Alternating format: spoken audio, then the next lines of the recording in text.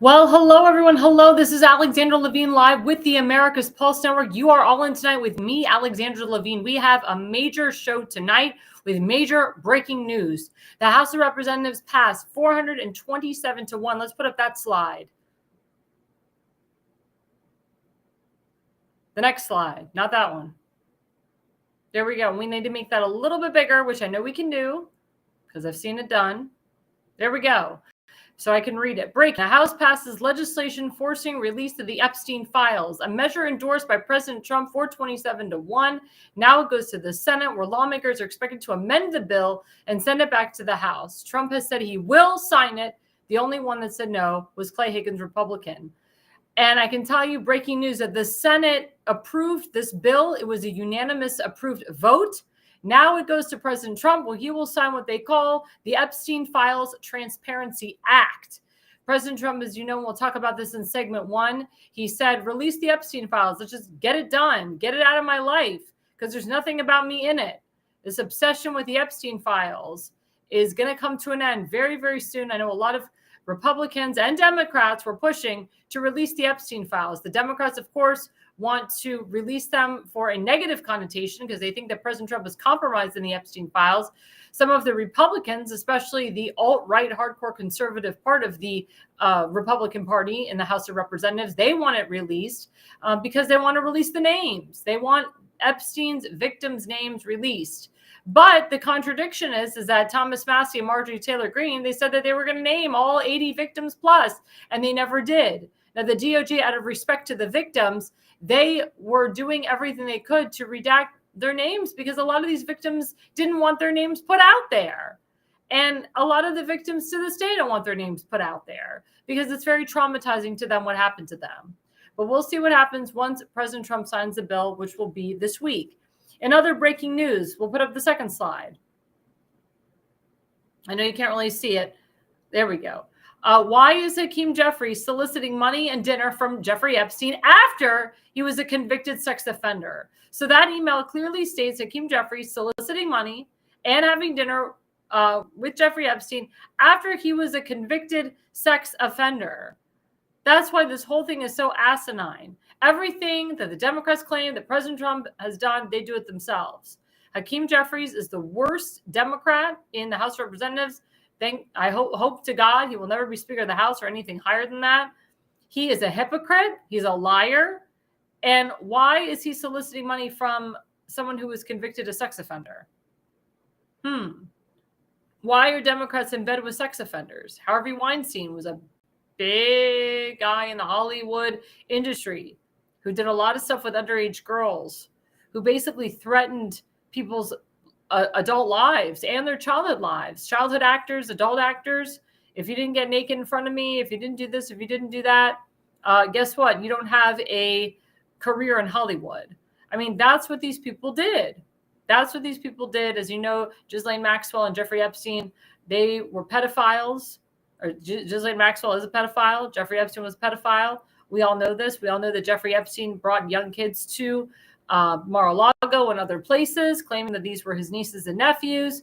He invited all of these big names, which we're going to find out. Some of the big names are Bill Clinton and many others. I think there's Republicans that are going to be in that name too. That's why a lot of people have hid these Epstein files. They're afraid that their reputations will be tarnished. But there's a lot of big profile names, I believe, that are in the Epstein files that had something to do with going on that airliner, going to the island, Epstein's Island, and doing nefarious things. And we're going to find that out once this is released. But this is really big, guys. This was the thing that happened all day, was that the House of Representatives voted 427 to 1 to release the Epstein files, and that the Senate voted unanimously to approve the releasing of the files. And President Trump is getting ready to sign the act so that we can put this thing to rest once and for all. Once and for all. Other breaking news, Larry Summers, who was the head of Harvard University, and he worked under many Democratic administrations. He decided to get out of the public eye today because of his relationship with Jeffrey Epstein. He had a long-term relationship with Jeffrey Epstein, but he wants to get out of the public eye. Is his name compromised in the Epstein files? Will President Trump claim that his name was in there, that he was involved? Like I said, a lot of big names. It's going to come out. A lot of big names were involved in Jeffrey Epstein going on the Lolita Express, being on that island. A lot of actors were associated with Jeffrey Epstein going on the Lolita Express, going on the island. And for these adults not to say anything, just allowing this to occur, watching this and not saying anything because they were afraid of their careers or afraid from their lives is asinine to me. If you see something, say something. How can you as an actor just sit there and watch Jeffrey Epstein and others do stuff to underage kids? It's disgusting. And sex trafficking, human trafficking, child trafficking is real. It's a huge business. It's $1 trillion business. I mean, there's a lot of money in it. That's why President Trump's doing everything he can to stop the drug cartels and to stop the drug trafficking and the sex trafficking entering our country. In other breaking news, Congresswoman of Delaware, Stacey Plaschett, there will be a vote for her this week to censure her because it turns out that she had a texting relationship with Jeffrey Epstein for many, many, many years, that she was involved with him and knew a lot about him. And it's disgusting to see Democrat congressmen and women on the congressional floor today defending this woman, defending this congresswoman. Jamie Raskin from Maryland, from Bethesda, CD8, was defending this woman, Stacey Plaschett, all day long. Stacey Plaschett was trying to compare herself to Donald Trump. Stacey Plaschett thinks she did nothing wrong. She says, he was my constituent. She says, there's nothing wrong with taking phone calls and emails from your constituent. Really? She says, President Trump does that all the time. He's got multiple people that are pedophiles, that are sex offenders, and God knows what they're his constituents. Was he not going to take their call? You can't compare the two, and she doesn't know that. And she's guilty. She's vehemently guilty. But again, censoring someone and silencing them is not enough. You have to remove them from office. You have to remove them from not just their House committees, but remove them from office. You can censor someone till you're blue in the face, but they're still an elected official. It's time to get rid of these idiots that defend pedophiles. It's time to get rid of these idiots that commit crimes. It's time to get rid of these idiots that don't have America's best interests at heart, that say Somalia first, and so forth. What's the problem here? You know, Marjorie Taylor Greene screams out America first, America only. Why isn't she doing everything she can to get the squad out of office, to get Ilhan Omar out and Rashid Tlaib and AOC and all these people that push for Somalia first and all these different countries first? She's the one that says we spend too much time and too much money in foreign wars and dealing with foreign countries. Well, why don't you, instead of taking your energy out, attacking Donald Trump, attacking other Republicans, why don't you take your energy out on the squad and stop being a hypocrite? I'm so tired of these people being hypocrites. That's why President Trump had to call Marjorie Taylor Greene out this week, and we'll talk about that later in the program. Now let's move to segment one.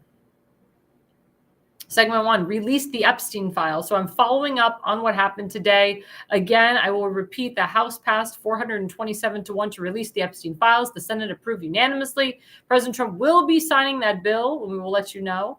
It's probably going to be sometime this week. Could be Thursday, could be Friday, could be tomorrow.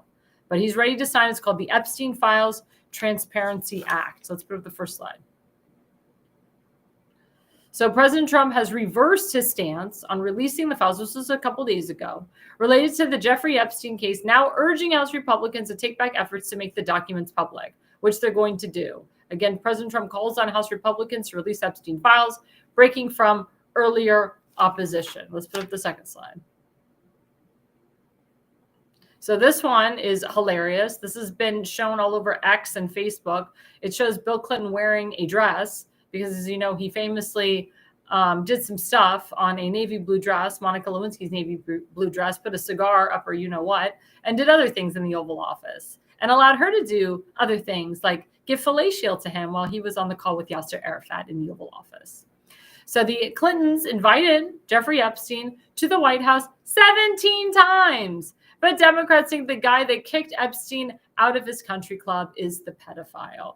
See, this is what people need to understand. Everyone says, oh, President Trump was friends with Jeffrey Epstein. He knew about him. BS. No, he didn't.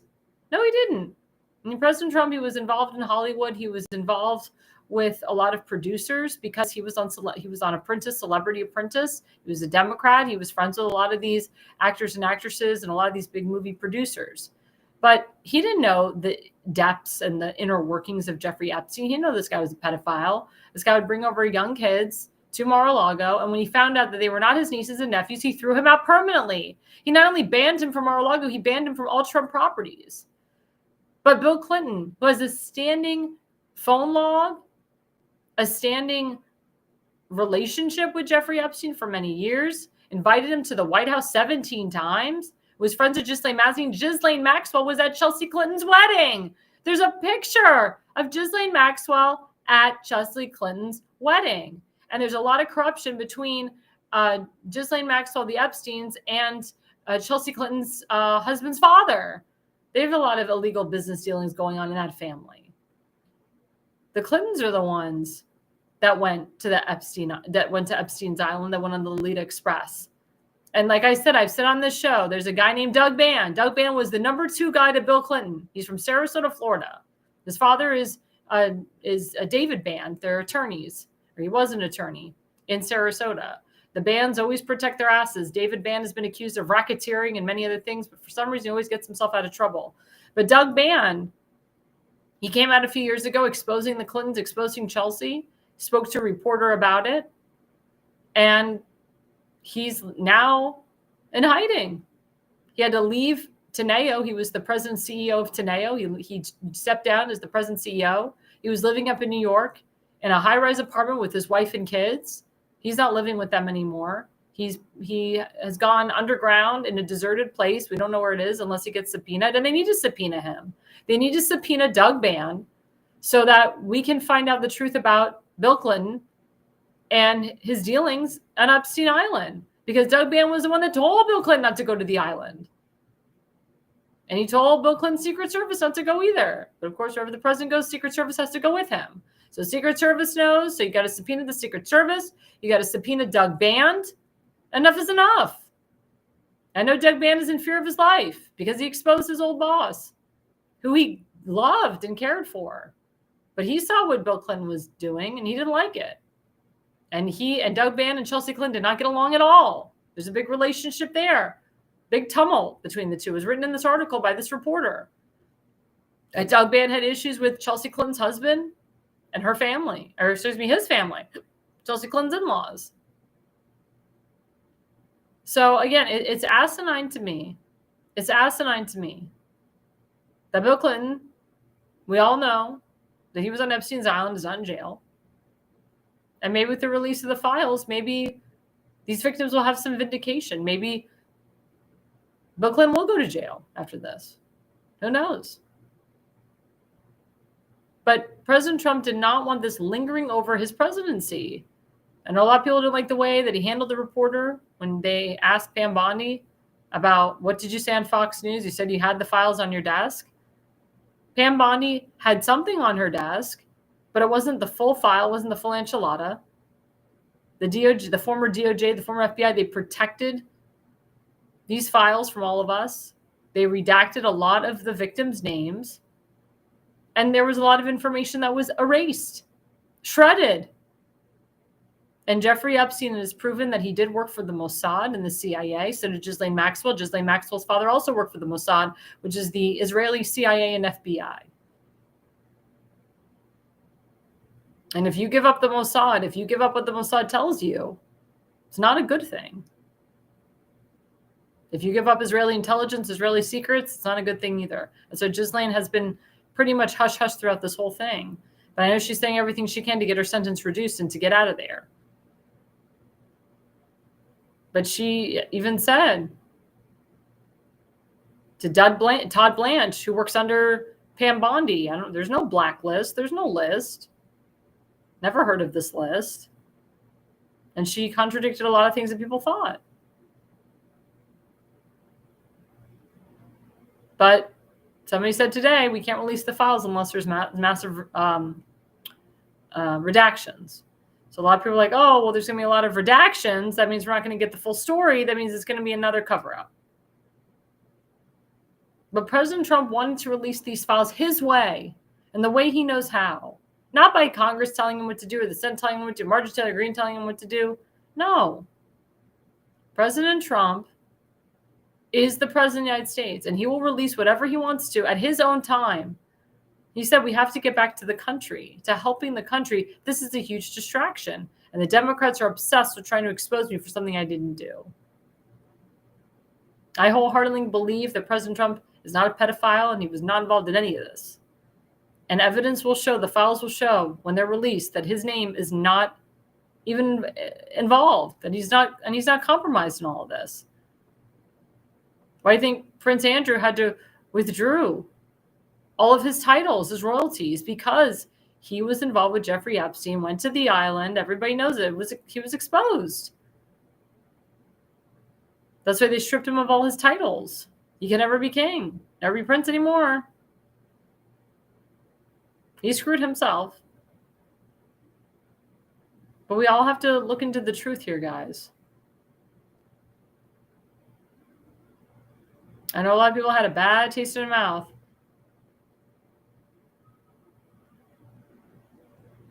And now there's a lot of anti-Semitism because Jeffrey Epstein's Jewish. He worked for the Mossad. Harvey Weinstein's Jewish. A lot of Jews in Hollywood. They say the Jews control Hollywood. That's Nick Fuentes' BS. That's his spin.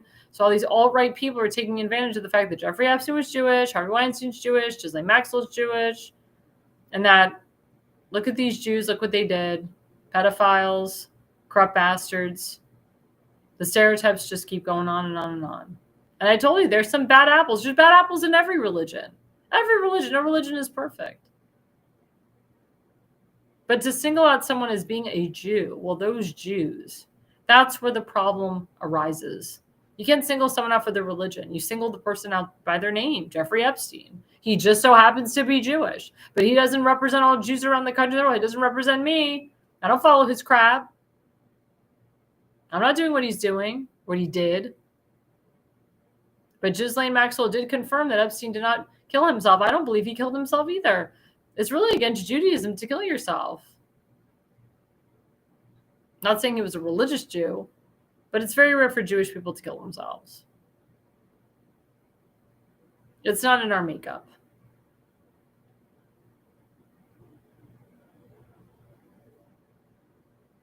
So everyone needs to come to the conclusion that Jeffrey Epstein as the man was a bad hombre. And just because President Trump took a picture with him or he was at Mar-a-Lago a few times doesn't mean that he engaged in that similar activity. As we said before, the minute that President Trump found out what he was about and what he was doing, he banned him from Mar-a-Lago for life. Let's put up the next slide. And this idiot, going back to the the Epstein files, as I was saying earlier, Delaware Congresswoman Stacey Plackett, Jamie Raskin, the damn Democrat mofo congressman from Maryland, he said prison staffers fired after stealing Ghislaine Maxwell's attorney client emails and funneling them to Representative Raskin, who then leaked the stolen material to media under a fake whistleblower label. Again, prison staffers fired after they stole Ghislaine Maxwell's attorney. They stole the attorney-client emails and funneled them to Jamie Raskin. Why would they funnel them to him? Oh, Jamie Raskin's an attorney. This sounds like blackmail and corruption at the highest level. Jamie Raskin should be going to jail for this. Why is he involved here? Why did he get client emails? Why were they funneled to him? Would he threaten them? Would he compromise them? Was he got something on him? And then they funneled them to him, and then he leaked the stolen material to the media under a fake whistleblower label. Because he can't say, hi, I'm Jamie Raskin, I have the evidence. He had to go under a fake whistleblower label. This is so disgusting. Again, disgusting on so many levels. I feel sick about this. And this freaking congressman's getting away with it. He's a Democrat. Hashtag not my Jew. Hashtag never a true Jew. Hashtag idiot. And I'm so tired of him. I'm really sick and tired of him. Leaking stolen material to the media. Why would anybody trust Jamie Raskin with anything? He's disgusting. He's a twerp. And he has the audacity to go on the congressional floor and defend this Stacey Platchett girl who texted Epstein back and forth left and right. He defended her today. So sick. He defended her knowing and willingly that he had Ghislaine Maxwell attorney's client emails and they were funneled to him and then leaked them. Why isn't this big news? Why isn't he arrested? There's a lot of people out there that need to be arrested for doing corrupt things, like Eric Swalwell and Adam Schiff. But what Adam Swalwell and Eric Schiff did was just minor things compared to the big picture. But Jamie Raskin did big things. And he's still a congressman to this day. These are the people that you fire. These are the people that you put in jail. You don't just censure them and silence them. You get rid of them. But you bring them to justice. Why are these idiot congressmen getting away with all this? And then you have left-leaning lunatic Democrats like Cory Booker and so forth that feel like they're the next bench generation of Democrats. But the days of Steny Hoyer and Chuck Schumer and Nancy Pelosi are gone because they're dinosaurs, but they represent a modern / centrist Democrat era. People like Cory Booker, people like the Squad, they represent this hardcore left-leaning Democrat Party, which is really in the minority, not the majority.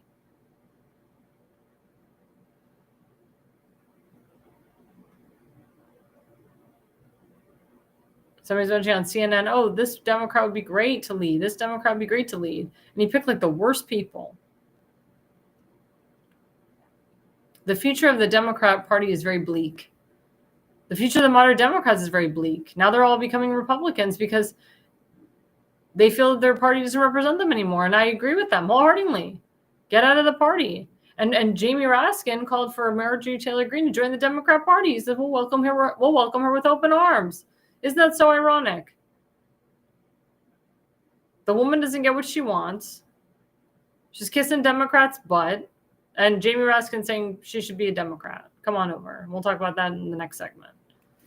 I mean, it's so disgusting. It's so disgusting what's going on. That's why I say, if you're a Democrat right now, you shouldn't be. You should leave your party or just vote in the primary, not for the incumbent, for the new guy, and then vote Republican in the general. Because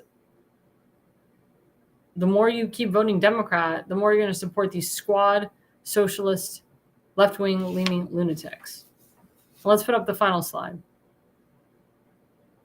So the final slide completely vindicates, let's make this bigger. There we go. Completely vindicates President Trump. David Schoen, who I've talked to, by the way, who I know personally, my family knows personally. He said if Jeffrey Epstein had any dirt on Donald Trump, he would have had great leverage in the criminal case against him at the time he died. The fact that he unequivocally said he had none ought to shut down, unequivocally said he had none, there we go, ought to shut down the false claims otherwise. But facts are no obstacle to political attacks. So again, he said if Jeffrey Epstein had any dirt on Donald Trump, he would have had great leverage in the criminal case against him. The fact that he unequivocally said he had none ought to shut down the false claims otherwise. So David Schoen is saying, and he was Jeffrey Epstein's attorney. He said, and he was also President Trump's attorney too. He said there's nothing there. There's no there. Just like Trump said about the Russian hoax and so forth, there is no there. If Donald Trump's name was associated with Jeffrey Epstein would have used it against him. He would have said, I know Donald Trump. Yeah, we did a bunch of stuff together. Yep, it's written right here. And he'd be in the Epstein files. But Donald Trump's not. So the fact that Donald Trump unequivocally said, the fact that Jeffrey Epstein unequivocally said he had none, and Ghislaine Maxwell said the same thing. She's like, I know Donald Trump, nice guy, great guy. Nope, he never committed any of these pedophilia acts. Nope, never hung out with us. I went to the island. Nope, great guy though, nice guy. Very, very gentlemanlike, Ghislaine said. Ghislaine said, I never saw him interacting inappropriately with young women. That's not his style. He's a classy guy. It's not his style. The thought of it freaking makes him sick. So there's the evidence right there. But Doug Schoen said the facts are no obstacle to political attacks.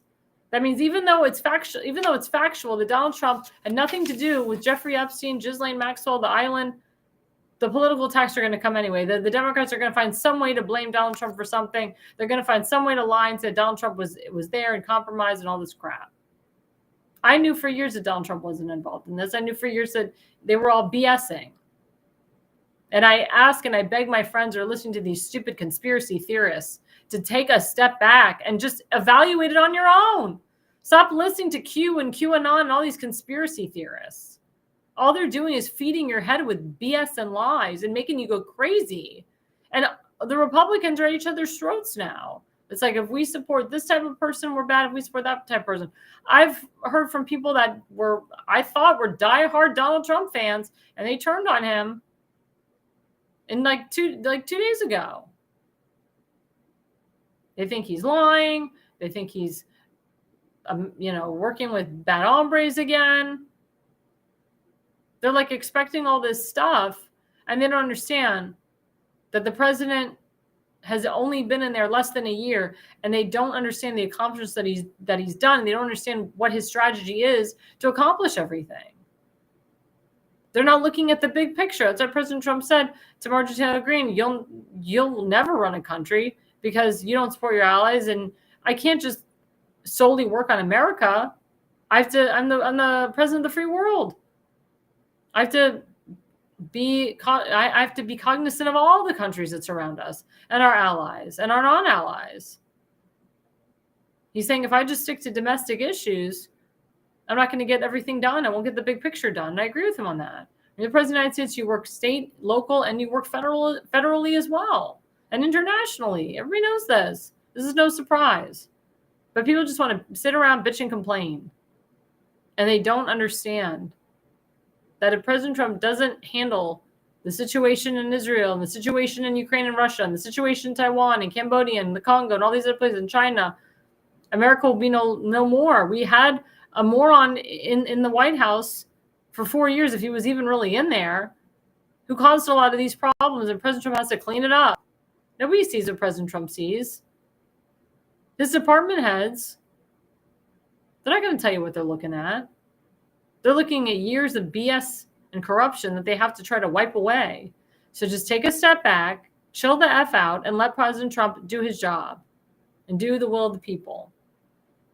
And stop attacking him and stop turning on him, because it doesn't help. Just gives the Democrats more fuel. Well, coming back after the break, we have a great second segment. But just before we get there, don't forget our affiliate sponsor, rncstore.com. rncstore.com/ALL. Let's put that up. There we go. The Richardson Nutritional Center. Use ALL to get a 10% discount. If you don't use ALL, you don't get the discount. And now we're going into the holiday season. Everybody's going to be eating turkey and stuffing and ham and whatnot. We're all going to get fat from it. It's just common knowledge. So what do? You take some supplements. You go to rncstore.com/ALL, and you take supplements to prevent anything bad from happening and also to help you lose weight. If you have cancer, all of these supplements prevent against stage 4 cancer. They actually deplete the cancer. And John Richardson has written about this and has proven it many times. He will actually be a guest on our show on Thursday night. So don't forget to tune in on Thursday night to hear what he has to say. But please, guys, go to rncstore.com/ALL. Type in the discount code ALL. You get 10% off, and we will be right back after the break.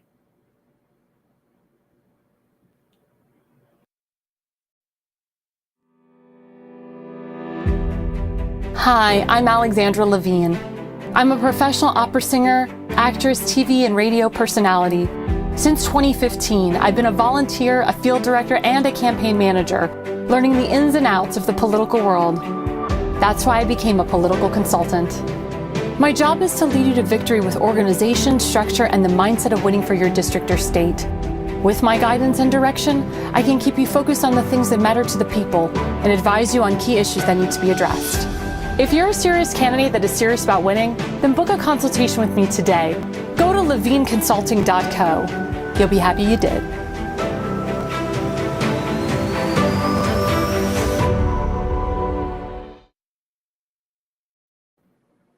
Well, hello, everyone. Hello. Welcome back to Alexandra Levine Live with the America's Pulse Network. Don't forget to like and subscribe. We are on YouTube. We're on Rumble. We're on TikTok. We're on True Social. We're on Instagram and Parler.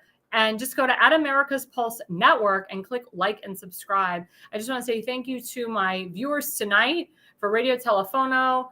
Number 2, and everyone else who's watching out there. I know you guys are watching, not commenting. We appreciate your comments, though. So please, guys, I agree with Radio Telefono, too. Hopefully, we'll find soon the authentic criminals involved with Jeffrey Epstein. I wholeheartedly agree with that. And again, guys, just keep the messages coming, keep the chat going. So moving into segment 2, this is really important. So this has to do with the demise and the destruction of Congresswoman from Georgia, Majorie Taylor Greene. Now, I'll give you a little bit of background. So Marjorie Taylor Greene, yes, she was an avid Trump supporter. She said for 6 years. She was loyal to him. She was like the first woman in charge that believed in the America First movement and the MAGA movement. And people said she was a spitfire. I mean, she said some things that were kind of off the wall. She said a lot of things that Q and QAnon were spewing out. Some people thought she meant it. Some people thought she was just putting out there to get a reaction. But President Trump was very supportive of her. I mean, she would go on the campaign trail with him. She would campaign with him. She'd speak at rallies for him. But the girl's gone a little bit off the deep end in the last few weeks.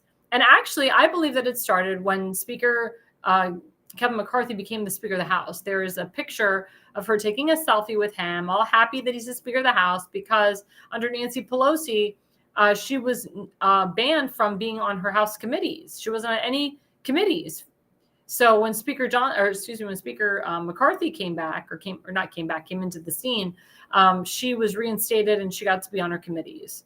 A lot of people think that there was a lot of backdoor deals done to get her back on her committees. A lot of people accused her of having an affair. The woman is a known adulterer. She cheated on her wife. She cheated on her husband. Oh my God. I don't know why I did that. She cheated on her husband while she was in office. And they got divorced while she was in office. She's got multiple, I think she's got like 3 children with him. She's a very smart businessman on her own. She's a very wealthy woman on her own. But the woman has increased her salary within a year. I mean, she's like worth $1 million plus. And they're like, where did all this money come from? Because when you become a congresswoman or congressman, you only make like $100,000 plus a year. You don't make that much. Now the woman's worth $1 million. And she disses AIPAC all the time. AIPAC is a Jewish not conservative. It's a Jewish PAC, which mostly helps moderate Democrats. It does help more liberals than Republican Jews. I have begged AIPAC to fund and help facilitate Republican Jews, like my friend Rainey Fine and so forth. But they tend to work in districts that they feel they can win. And they primaried out a couple people from the squad. I've begged them to primary out more people from the squad. I'm begging them to primary out Senator Chris Van Hollen from Maryland, but we'll see what happens. But, she has attacked AIPAC, attacked the, quote, Israeli lobby that's in D.C., and it's not good. It's not good to constantly attack Israel, to constantly attack people that are Jewish, people that are part of this Israel lobby. And now her friend Matt Gaetz is on the train with her, and Tucker Carlson, and a lot of other people. And she's pushing towards that alt-right movement of the Republican side. But a lot of people are saying that she's actually leaning more Democrat because she's like kowtowing to the Democrats. And the other day she was on CNN. Now she's on all these left-wing news network stations that never had her on before. And they put her on there. And she says, I'm so sorry for all the rhetoric, and I'm so sorry that I was rude. We need to all come together. We need to all be nice. And she even praised Nancy Pelosi on The View. By her going on The View, it really screwed her relationship up with Donald Trump. Donald Trump and her had a great relationship. And what happened was she wanted to run for Senate in Georgia. And she came to President Trump and said, look, I want to run for the U.S. Senate in Georgia. Will you help me? Will you support me? Will you endorse me? Well, he took a look at the numbers. And he said, before you even get in the gate, you're like 22 points behind the rest of the primary people. He's like, you're 22 points behind the primary. He said, it doesn't matter if I endorse you or not. You will not win. My endorsement will not matter. You will not win. So she was upset that she didn't get the full endorsement and support from President Trump. So as a result, she has pushed further and further away. So you can say that she was kind of all about power and herself rather than America first, and just like forgetting the loyalty that she had for President Trump. And President Trump's all about loyalty, and she lost his loyalty by going on The View, by hanging out with left-wing people, by talking like a Democrat, by actually saying she supports the H-1B visa program, and then turns around and does a 180 and says, I don't support it. So she's been flip-flopping on a lot of her issues lately. And, pushing the Epstein files, that was a big thing that she did. But, saying, I'm America first, I'm America only. And President Trump's like, thank God I don't have this woman leading our country, because you have to support your allies. You have to work with your allies. You have to support Israel, and you have to get your foreign policy under control. And she doesn't believe in that. She thinks we spend too much money on foreign wars. And she doesn't. And she actually lied and blamed President Trump and said that he put us into wars with Iran and so forth, which is a lie. President Trump is a peacemaker. He wants to end these wars. He's actually done everything he could to end the wars. And furthermore, we don't have boots on the ground in Israel. We don't have boots on the ground in Gaza. We don't have American boots on the ground in Ukraine and Russia. We don't have that.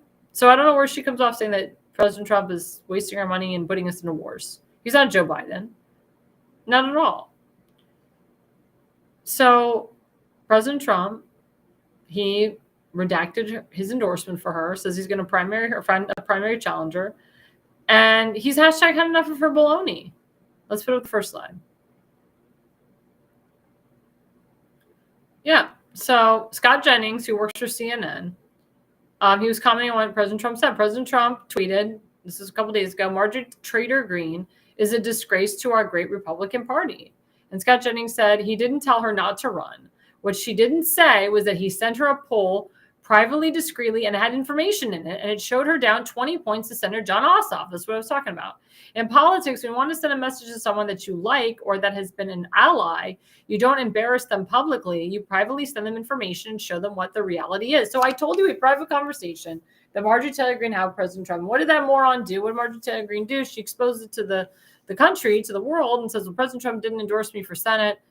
Terrible. He didn't think I was going to win, blah, blah, blah, blah, blah. So this is like a vendetta that she's doing against President Trump. But after President Trump wrote that she's a traitor, Marjorie Taylor Greene today said, I endorsed and supported this man for 6 years, and he calls me a traitor. She says a traitor is someone that supports America first and doesn't support our foreign allies and get us into foreign wars and puts our money into foreign lands. But again, that's not what President Trump is doing. And of course, she's probably upset that he had a meeting today with the Saudi king. I forgot to mention that in breaking news, actually. That was important. So the Saudi king, he came to the White House, the Saudi prince came to the White House today. It was a very important meeting.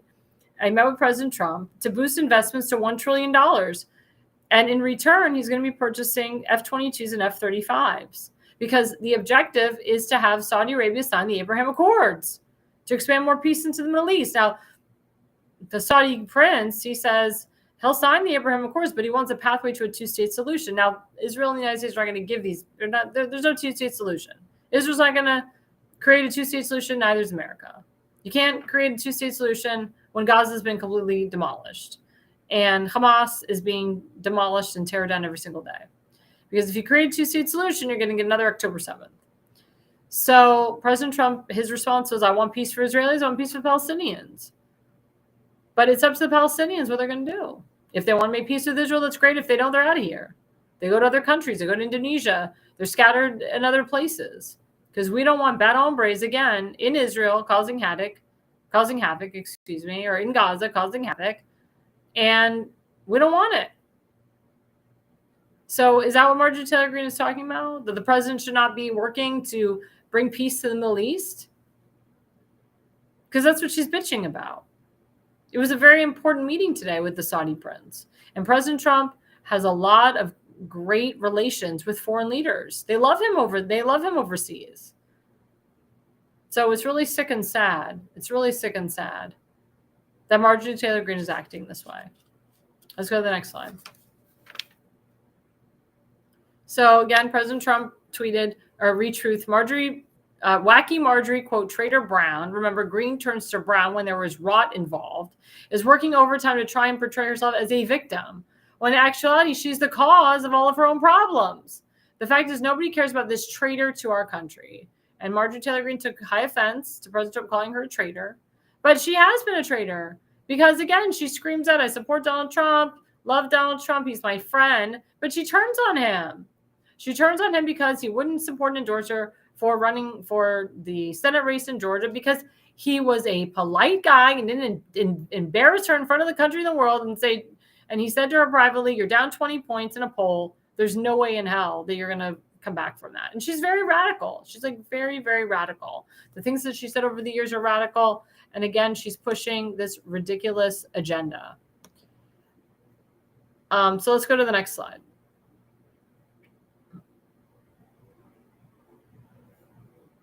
Sorry. I thought I had more than 2 slides. Sorry. So, I mean, again, my question to my audience is, what do you think about the relationship between Marjorie Taylor Greene and President Trump? Do you think that President Trump took it too far by calling her a traitor? Do you think that Marjorie Taylor Greene is a traitor? I can tell you, she pushed the whole thing about Jewish space lasers. She pushed this whole narrative that, we cannot support our allies. She wouldn't even go to Israel. She's completely not condemned. I'm sorry, Tucker Carlson's comments. The Nick Fuentes, the interview between Tucker Carlson and Nick Fuentes. And President Trump was asked about that interview. He goes, this reporter says, President Trump, what do you think about the interview between Tucker Carlson and Nick Fuentes? He goes, I don't even know who Nick Fuentes is. I have no clue. I don't know. He said, but Tucker Carlson has the right to interview who he wants, freedom of the press. He's like, where am I to tell him not to interview this person? And it's up to the people to decide if they like this guy or not. But, it's insane. It's insane how one day you love a person and the next day you turn on him. And I saw this a lot. I saw this with my governor, Ron DeSantis. I told the story the other day. The story goes, my governor, Ron DeSantis, was down 20 points in the primary against Adam Putnam, who was the former department head of agriculture in Florida. Adam Putnam was supposed to be governor. That was his destiny. Pam Bondi endorsed Adam Putnam. A lot of people did. And Governor DeSantis came to Trump and said, hey, this guy, he services illegals. This guy was a congressman. He doesn't support you. He's not America first. I support you, President Trump. I support your policies. We can't have this guy as the governor. It'll be a problem. I need you to endorse me. I need you to support you. I need you to support me. And Trump says to DeSantis, this is all private conversations, by the way, we found out later. You're down 22 points. How the hell is my endorsement going to do to help you? What's it going to do? And he's like, well, this is Florida, President Trump. This is Florida. You have a home in Mar-a-Lago. You have influence. And I can beat this guy. With your endorsement, your help, I can beat him. And there's an interview coming up, or not interview, I'm sorry, debate coming up against him, he and I can take him down. I have all this information to take him down. All I need is your endorsement. So President Trump said, okay, you're a good guy, Ron. Like you in Congress. I'll endorse you. We'll see what happens. So he endorses the president. Or sorry, oh my God. Oh, my brain tonight. I got so much in my brain. I get everything reversed. Is my brain this weekend. I did so much this weekend, my brain. So President Trump endorses my governor. My governor went on to do the debate against Adam Putnam. My governor kicked Adam Putnam's ass and hit him tough, minute after minute after minute. Just hit him on facts. After that debate, my governor's polls soared. And he flipped from 20 points down to 22 points up. It's all about timing. It was about timing. So President Trump toured all over Florida. I went to some of those rallies. I was VIP with my parents to those rallies. And we saw President Trump endorsing and praising Ron DeSantis with his wife there. And now years later, fast forward, what does my governor do? With the push of his wife, by the way, because I believe and I know that his wife pushed him to do this. My governor decides to run against Donald Trump for president, which was the dumbest thing ever. So President Trump feels betrayed by my governor, calls him Ron DeSanctimonious. Because if it wasn't for President Trump, my governor would not be governor to this day. He should have stayed in his lane. He shouldn't have run for president. It was dumb. It wasn't even popular to run for president. And President Trump probably feels used by that endorsement. So it's the same thing here. President Trump, if he endorses Marjorie Taylor Greene, it could hurt her, it could help him, it could hurt him, whatnot. He was trying to do the woman a favor. Instead of her saying thank you, she took a crap on President Trump and is now going on this vengeful tour against him.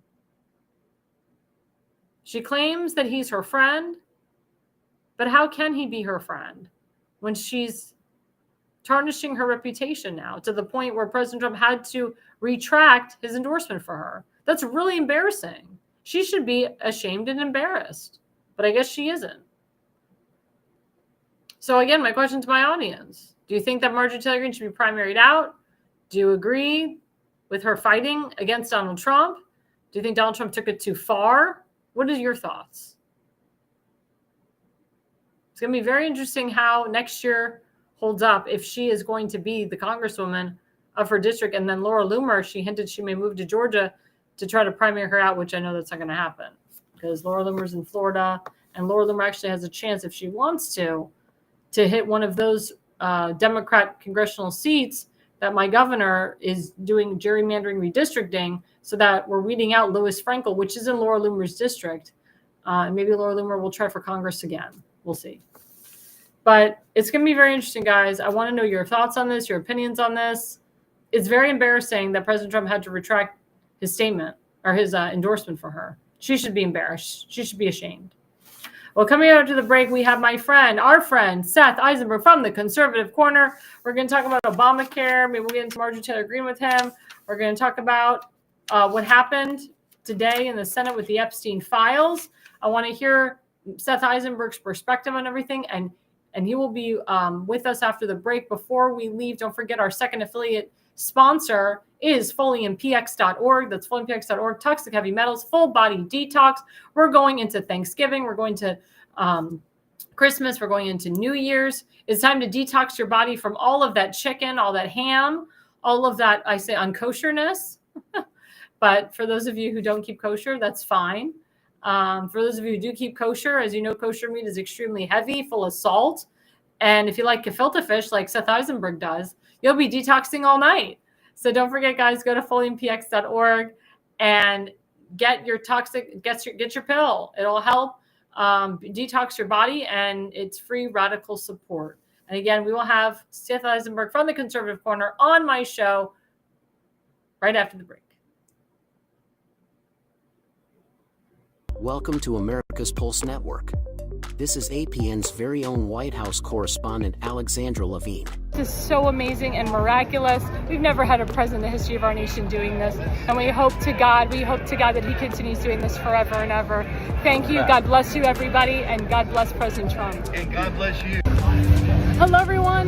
This is Alexandra Levine with the America's Pulse Network. I am the White House correspondent right here in the heart of D.C. as President Trump is celebrating 250 years of America and the military. Subscribe and follow America's Pulse Network on the above social medias.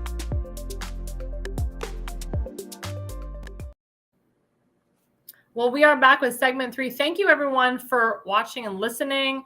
Radio Telefono, he says Marjorie Taylor Greene will be out of office. Well, that's his opinion and perspective, and we'll see what others think. But thank you, guys. Don't forget to like and subscribe at America's Pulse Network. We're on YouTube. We're on Rumble. We are on Truth Social. We are on Parler. We're on TikTok and X. We're on like 6 different platforms. So please, guys, thank you for liking and subscribing, and thank you for following us and watching us throughout the night. So I'm bringing on my special guest. We all know him as Seth Eisenberg from the Conservative Corner. There he is. Woohoo! Hey, how are you? Good. I'm glad that you're on tonight with me. Thank you so much. Glad being here. It's fun. Awesome. So we're talking about, what happened today with finally, Congress has voted to release the Epstein files. This is something that President Trump, didn't want hanging over his presidency. And finally he said, I'm going to curse, fuck it. He's like, just release the files. I get that from you, Seth. He's like, fuck it. He's like, I'm going to release the files. He's like, let's just release the files. Let's vote on it. 427-1. And then the Senate approved it unanimously, and then the president's going to sign it. What is your opinion on this? Why do you think President Trump finally said, fuck it, let's just release the files? I think at this point, it's much ado about nothing. I mean, I don't think anybody cares. I mean, I'm sure some people care at this point. But I don't think if anybody in Congress voted to release it, that we're going to find out anything that's going to be earth-shattering. I don't think there's going to be half of what we think is going to be on it. And I think, like you said, Trump's just tired of hearing about it. Like, fine, release it. Let's be done with this, because he's seen it. So obviously there's nothing on there earth-shaking that he thinks is going to cause major issues, or he'd be like, no, we're not doing this. But if he's willing to do it, there must be nothing there. Now, do you think they're going to heavily redact it and maybe, remove some names of like big Hollywood people or big names in the industry, not to humiliate those people or ruin their reputations for life? I hope not. I mean, because if they're on that list, they're not on that list because they were given to, little Sister Mary's orphanage for blind children. They're on there because they're pieces of shit. So they let everybody know who it is. I mean, don't redact anything. And that goes for anybody who's a Republican that's on there. Don't do the crime if you can't do the time. Mm-hmm. You did something stupid, you're on that list. Well, guess what? We all should know now. It should be public knowledge. Now, you and I are both Jewish. And as you know, Jeffrey Epstein was Jewish. Ghislaine Maxwell is Jewish. Larry Summers is Jewish. So there's a lot of Jewish people that were involved with Jeffrey Epstein. Let's say there's a lot of Jewish names on that list. Do you think that's going to hurt us? You and I as Jewish people, you think the anti-Semitism is going to be worse with more Jews on that list? Or showing that Jews are on that list. I don't think anything's going to make it any worse. I mean, the mouth breathers are out in force. No matter what happens, they're going to find a reason to be upset. It rained today. Israel made it rain. It's going to be cold tomorrow. Those damn Jews are controlling the weather now. Yep. Someone gets fired from work. It's because of the damn Jews. No, it doesn't matter at this point. The hater's going to hate, and there's nothing we can do about it. I mean, what we need to do is just Avon's calling. completely be done with them. Yeah. Or pull them into the ring and go, let's just get it done, over with and done with. Let's just do this. You want to call me a kike or whatever you want to do. Let's just handle it like men. And, 2 men enter, 1 man leave. Because nothing's going to change the way the anti-Semites think. Nothing.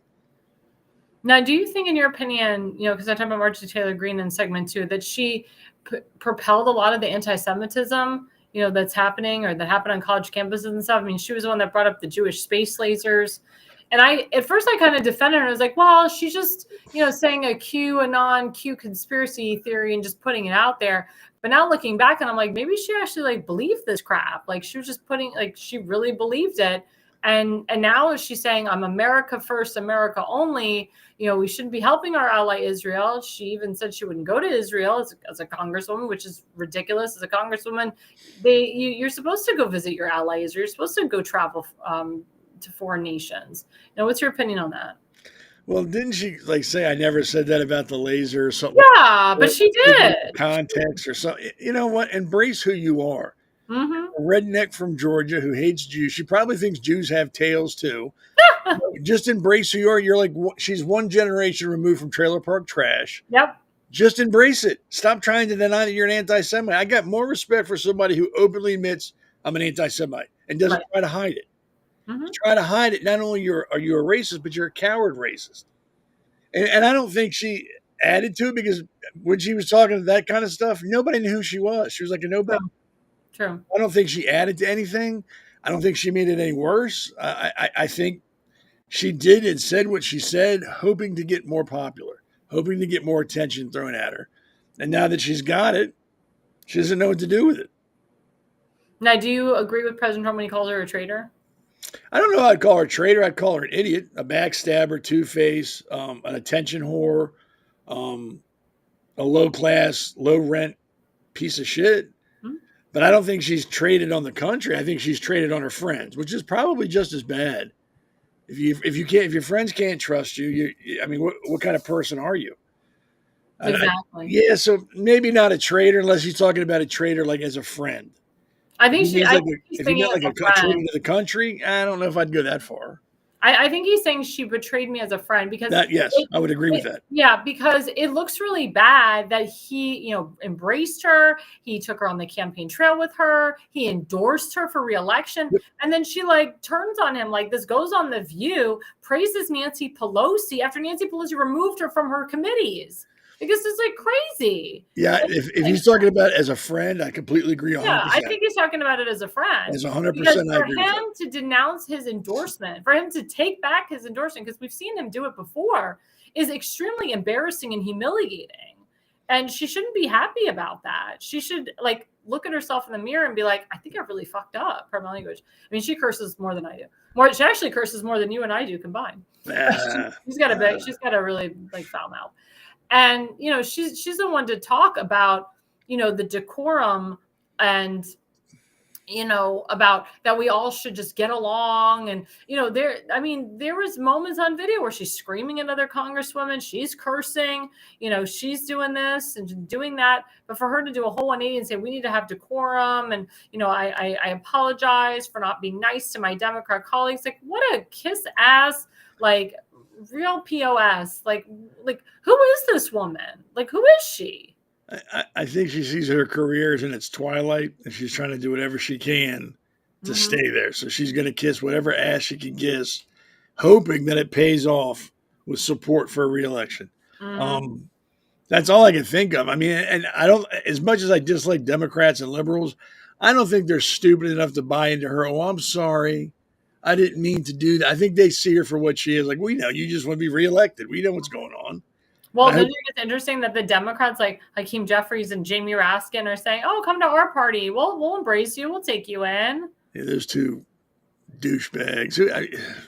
They make my skin crawl. Just talking about their name makes me want to go take a shower. They're just disgusting people. They're just as bad as she is on the opposite end. They're just do anything I can do to get support and stay in office. Mm-hmm. Well, the fact that, I said in segment 1 that Jamie Raskin, he illegally worked behind the scenes to get information from Ghislaine Maxwell's attorney, and then he released it illegally and then it wouldn't say, oh, it didn't come from me. It came from a whistleblower label. Really, dude? Really? You think we're that stupid? What a moron. What a moron. And then he's defending this woman, this Delaware congresswoman who's going to be censured soon. Because Stacey Platchett, African-American black woman that, texted Epstein constantly, and he defends her on the congressional floor. Well, what is wrong with this asshole? Like I said before, when we're on the polls or when I've talked with you off, I don't trust any politician. They're not worried about anything other than the next election. That's all they're concerned about. They can talk all they want to, visit all the little kids and go to all the disaster sites and go, oh my gosh, my heart breaks for them. I don't trust any of them on any side of the aisle at all. All they're in for is the next election. So nothing they do surprises me. What surprises me is that people still support them. Yep. That's what really surprises me. I mean, people will still support, Taylor Greene, even though they know she doesn't mean what she says. She's doing what she can do to get reelected, but people will support her because most people are stupid. Correct. Damon, let's put up this slide for Seth, because I want him to comment on this. So breaking, Obamacare is so we're changing the subject. Obamacare is on the verge of being totally gutted after President Trump confirmed he's even getting support among Democrats in private conversations. Obamacare insurance policies have doubled in price relative to normal policies.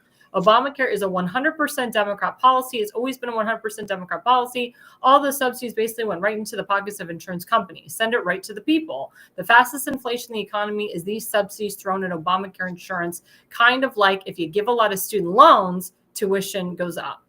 So Obamacare, of course, was on the table with deciding whether we were going to reopen the government or not. The damn Democrats are trying to expand Obamacare, aka the ACA. They won't even call it Obamacare. It has to be called the Affordability Care Act, even though everyone knows it's unaffordable.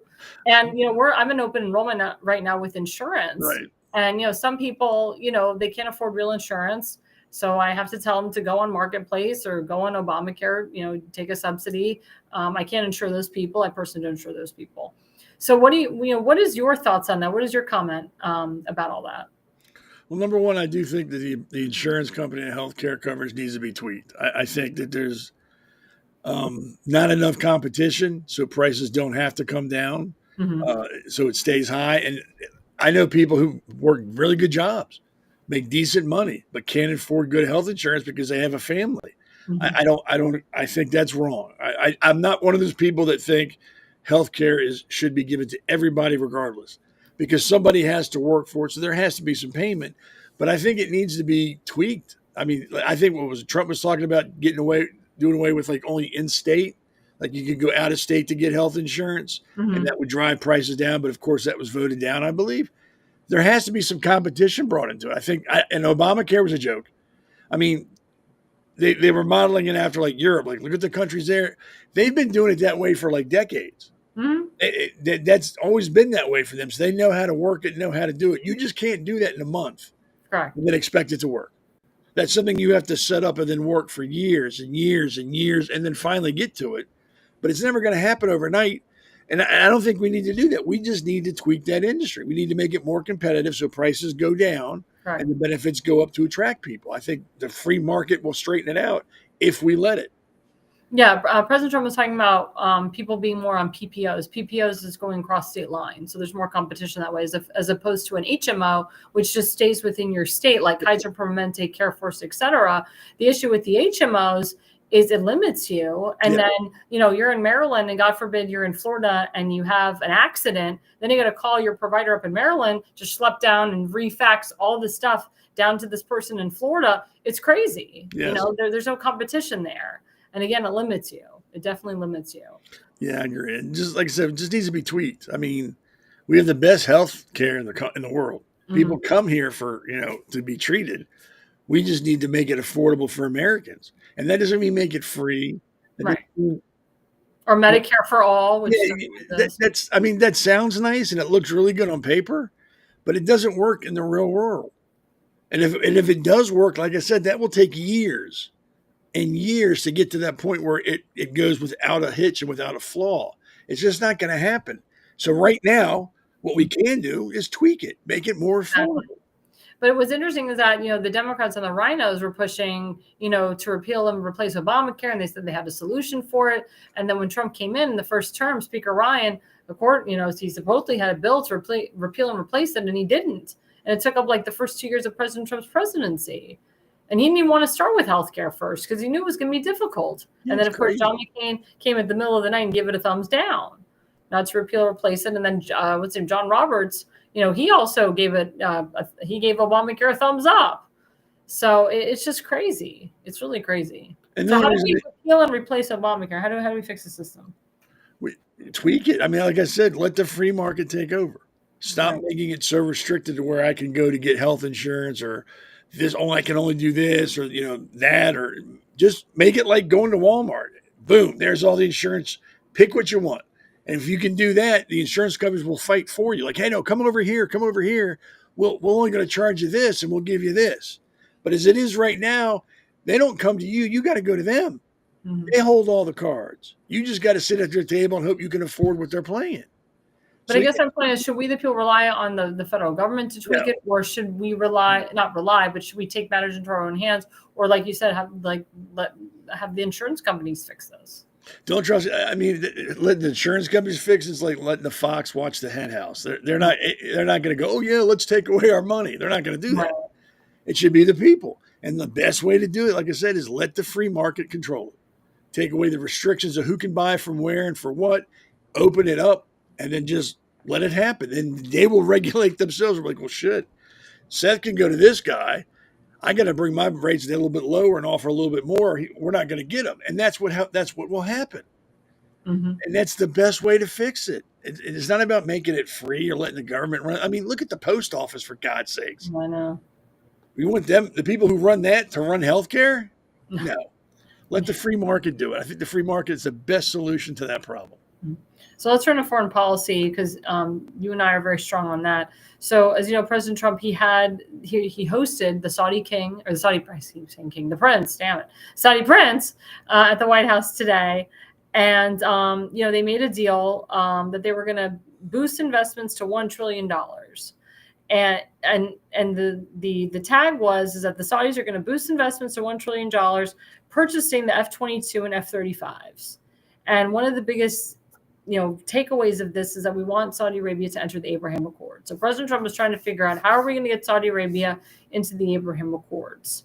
So that was like one of the biggest, deals today, was to have Saudi Arabia boost investments to $1 trillion, for them to invest $1 trillion into the United States.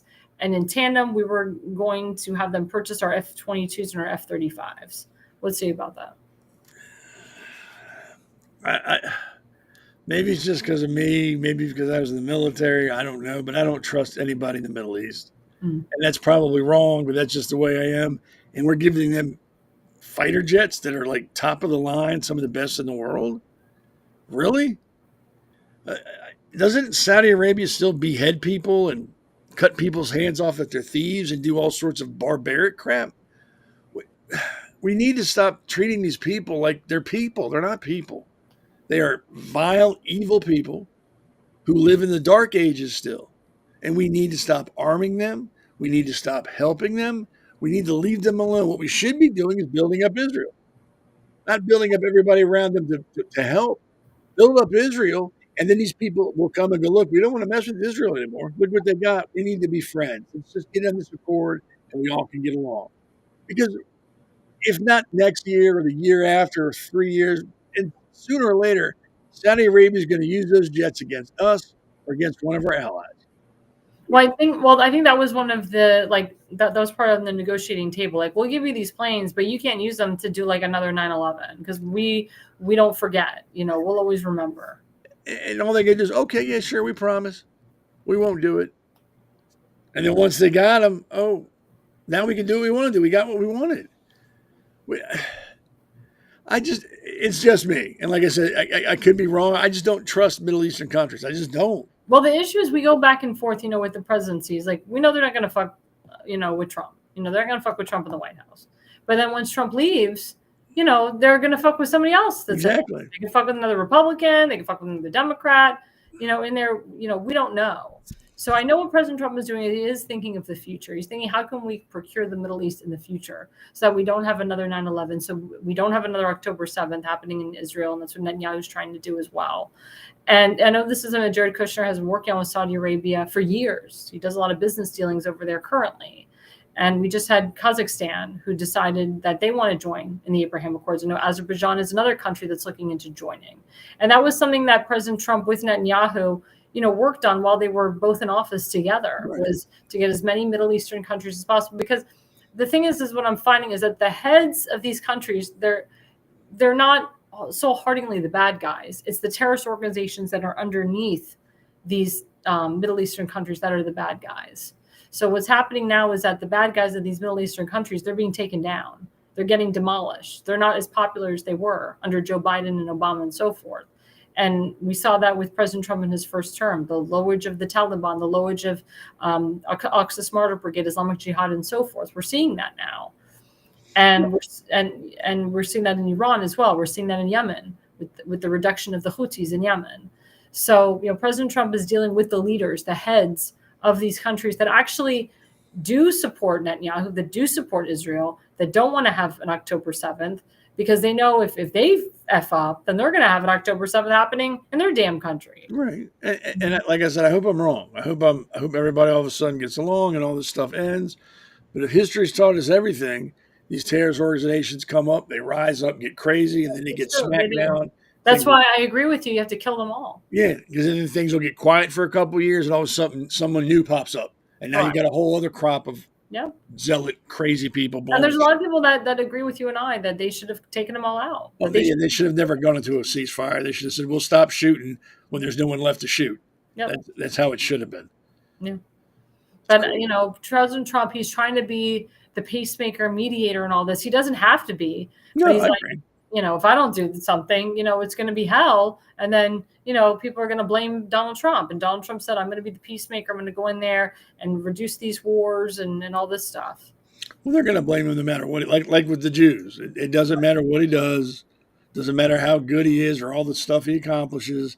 Mm-hmm. They're going to find a reason to hate him and blame him for something. Of course. I mean, it's ridiculous. It's like the dude's trying to do something good.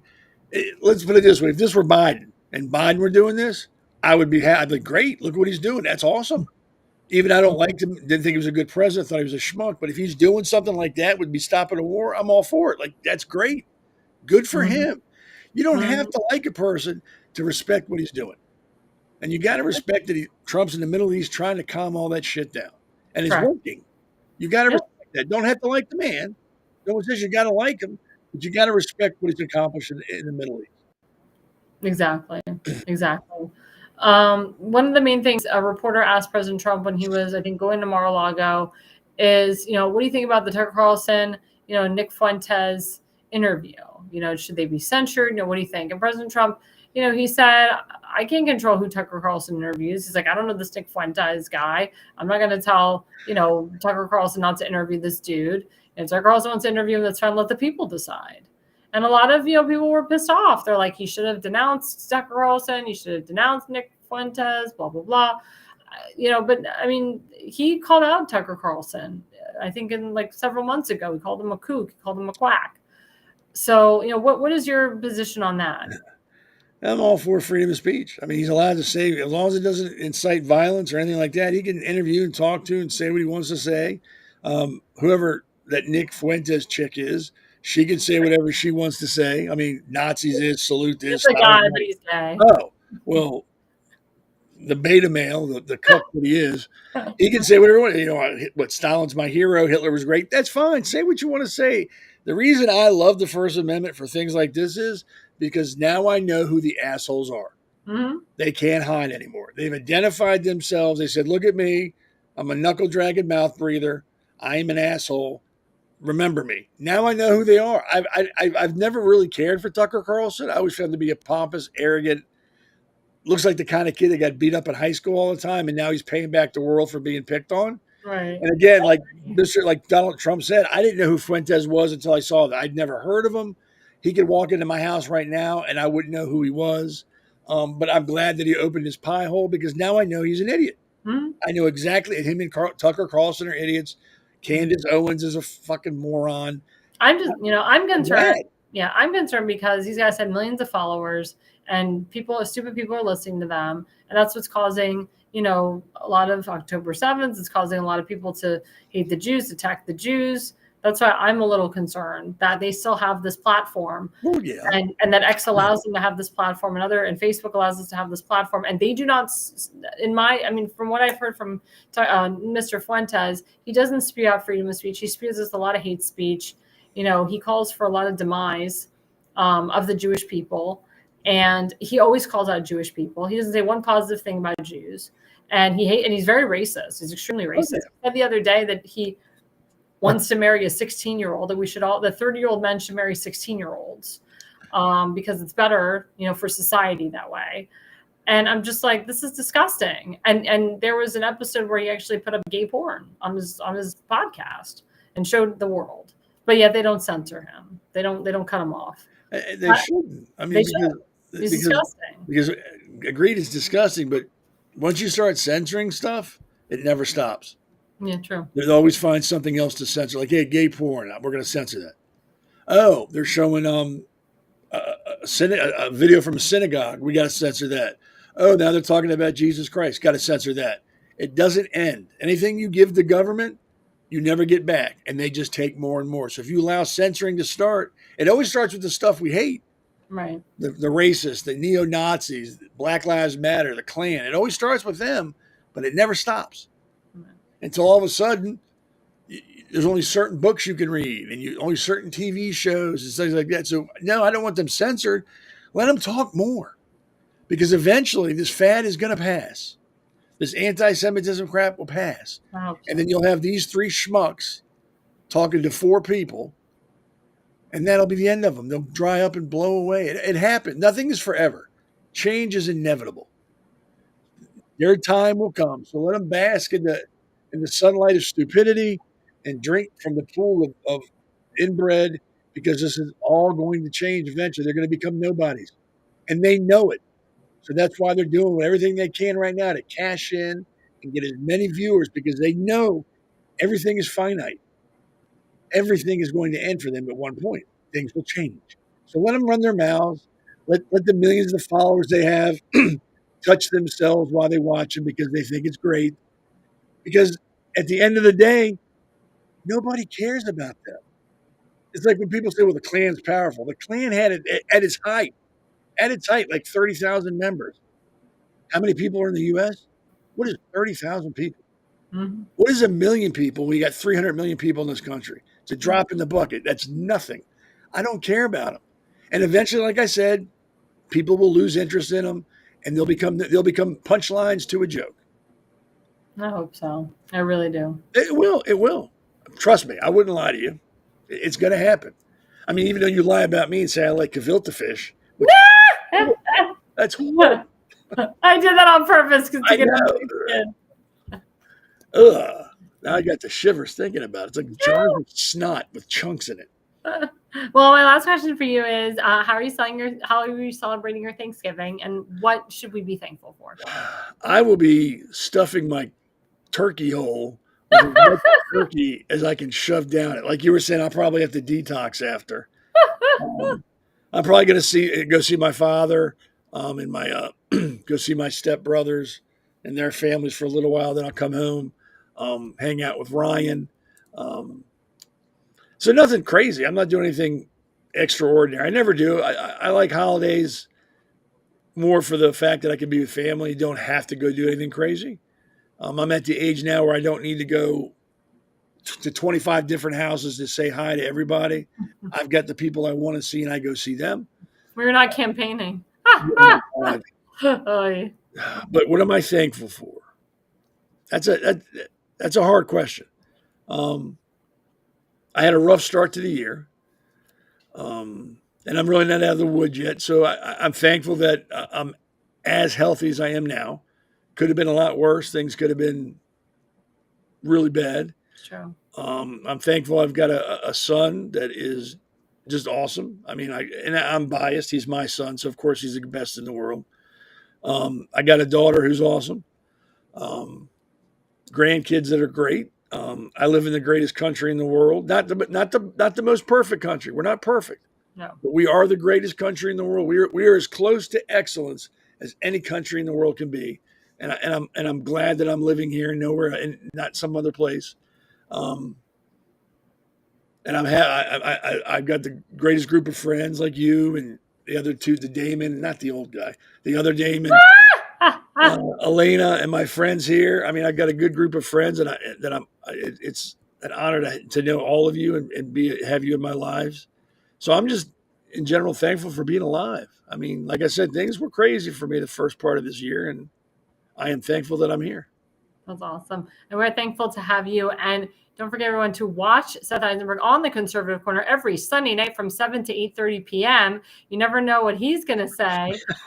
You never know what guests. Neither do I.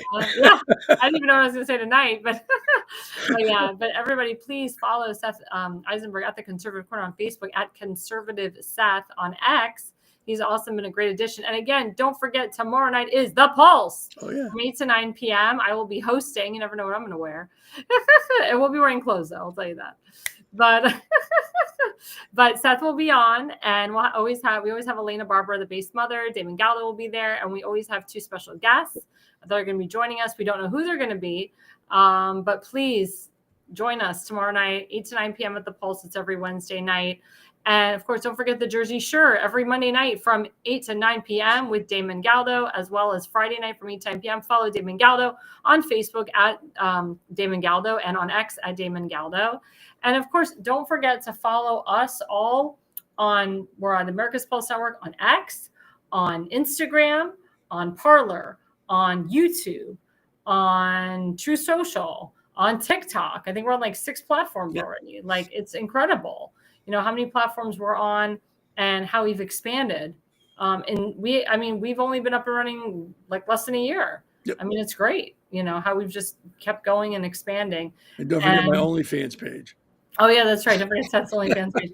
And again, don't forget my show. I can't speak for Seth's show, but my show has completely endorsed 2 candidates on my show. Tim Fazenbaker running for Baltimore County Council. Woo! District 9. Let's put up Tim's website and Tim's QR code. There we go, if I can speak. So please, guys, go to timfazenbaker.com.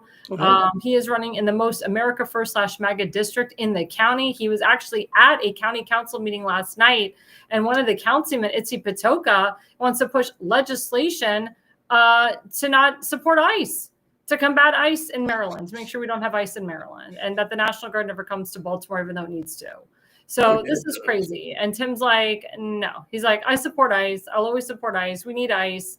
Like, that's why we need to shake up in the council. We need proper people on the council that support the people of Baltimore County. So please, guys, go to timfazenbaker.com. That's TIMFAZENBAKER.com and give him a donation today. I also endorse on my show my friend Kim Stansberry, who's running for Baltimore County Executive. Please, guys, she is awesome.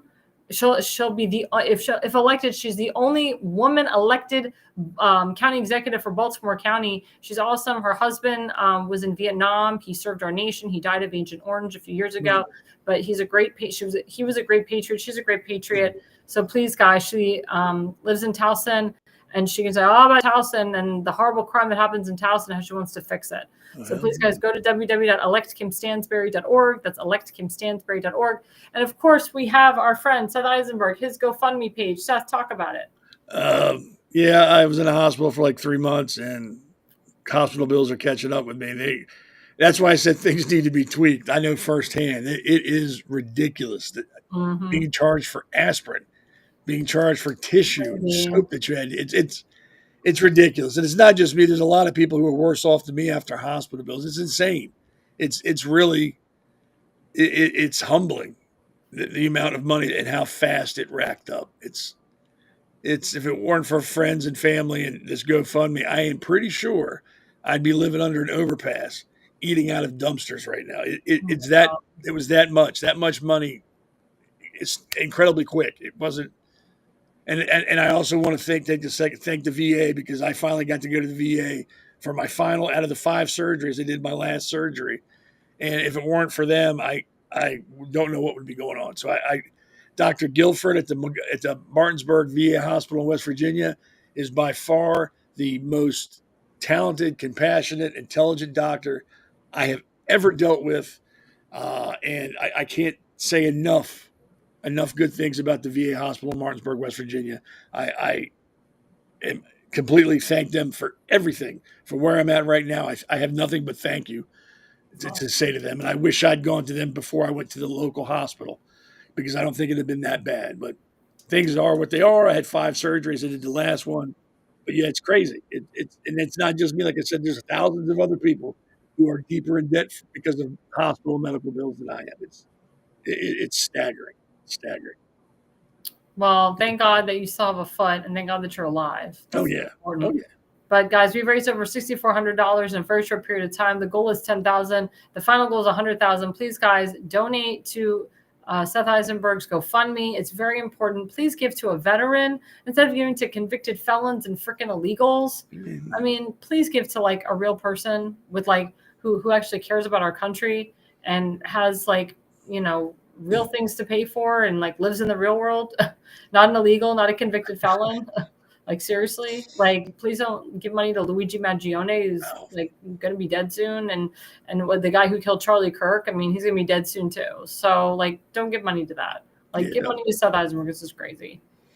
But again, guys, go ahead. And I hate talking about it. I don't like. I know. I'm sorry. No, it's okay. I don't like. It's awkward for me. Well, we appreciate you, and we will always support you. I know. I'm just saying that's me. I don't. When I ran for office, I could never, ever ask anybody for money, which is why I never won, because I had. Are you really Jewish? I know. It's weird. I can't. That's why people hire me. That's what Tim hired me. He's like, Alexandra, get me money. Well, if I knew you back then, I'd have hired you too. There you go. You can hire me now if you want to run for something. I don't want to run again. I was just kidding. But yeah, guys, we are in campaign season, campaign mode. As I told you, I am a political consultant. I own my own political consulting firm. If you do need somebody, please contact me, levineconsulting.co. I don't just help in Maryland. I help nationwide. And, we got to get the right people in office because that's what I'm all about. So please, guys, again, thank you guys for watching. You can always follow me, Alexandra Levine, on Facebook, Alexandra Levi20 on X, AR Levine85 on Instagram, TikTok, Parler, True Social, YouTube, and all the rest. And the reason you listen, guys, and the reason you watch is you are no idiot. America's Pulse Network. The mainstream media is bought and paid for. The truth is twisted to fit their agenda. But America is waking up because podcasts are the future for trusted media. Welcome to the America's Pulse Network. It is a network built by patriots that upholds the Constitution. The America's Pulse Network stands for God, truth, and the America First movement. There is no corporate propaganda, no government spin, just real news, real talk, and real voices fighting for faith, freedom, and the future of this great nation with common sense. Here are some of America's Pulse Network podcasts. Alexandra Levine Live, hosted by Alexandra Levine. Jersey Shore Podcast, hosted by Damon Galdo. The Conservative Corner, hosted by Seth Eisenberg. APN's The Pulse, hosted by Alexandra, Damon, and Seth. So tune into America's Pulse Network on the following social media platforms: X/Twitter, Rumble, Truth Social, Facebook, and YouTube. Join the revolution. Because the pulse of America beats for God and country. America's Pulse Network is for faith, family, freedom, and truth.